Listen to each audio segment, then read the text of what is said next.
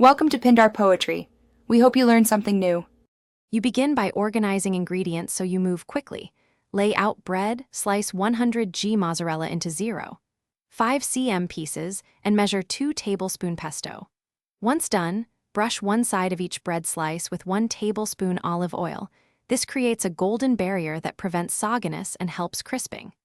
Spread pesto on the unoiled sides, not the oiled sides, because the oil side faces the pan for browning. Make sure slices are even so the sandwich heats uniformly. Consistency matters for even melting. You now assemble with intent. Place one slice pesto side up, layer mozzarella evenly, tuck 3-4 basil leaves between cheese layers for flavor distribution, then top with the second slice pesto side down. Heat a skillet to medium-low so cheese melts without burning the crust. A covered pan creates steam that accelerates melting. Once the bottom is golden, about 2-3 minutes, flip and press gently with a spatula or pan weight. Make sure to monitor color. Adjust heat down if browning too fast. You finish by cooking until the crust is deeply golden and the mozzarella is soft but not leaking oil.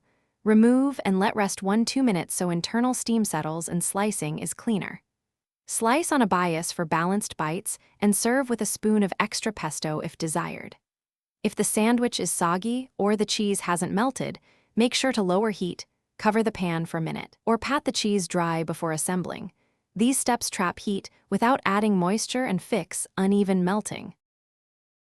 Thanks for watching. Consider subscribing if we helped you.